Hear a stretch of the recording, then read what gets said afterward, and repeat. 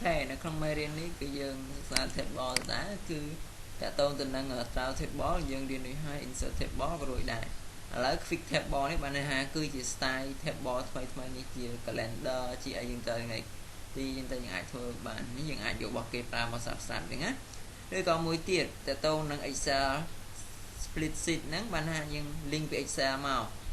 មាន sheet មាន ID Excel អញ្ចឹងណាអញ្ចឹងខ្ញុំចុចលើវាមកនេះ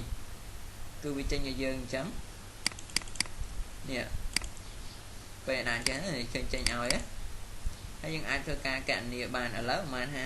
ប្រើរូបមន្តដូច Excel អញ្ចឹងណាឥឡូវខ្ញុំដាក់3អញ្ចឹងខ្ញុំចង់បូកខ្ញុំដាក់សញ្ញាស្មើខ្ញុំដាក់30ហើយបន្តមក30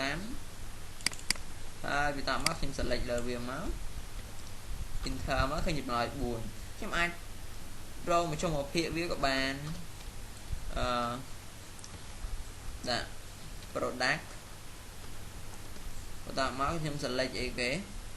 គុណ product ខ្ញុំគុណអូខេគឺខ្ញុំអាចរកមកចុងមកភាគខ្ញុំអាចដាក់ average ហើយបន្តមក1នេះ3ឃើញមែនឃើញ2ហើយណែឃើញ2អញ្ចឹងវាអត់មានអីទេកន្លែងហ្នឹងគឺនេះបានថាវាធ្វើការកណនាដូច Excel អញ្ចឹងណាកន្លែង Excel spreadsheet នេះវាដូច Excel អញ្ចឹងនេះបានថាតាក់ទងទៅនឹង style របស់គេមានសាប់យើងយកមកប្រើឃើញទេយើងអាចកែតាមនឹងបានណា style table របស់គេ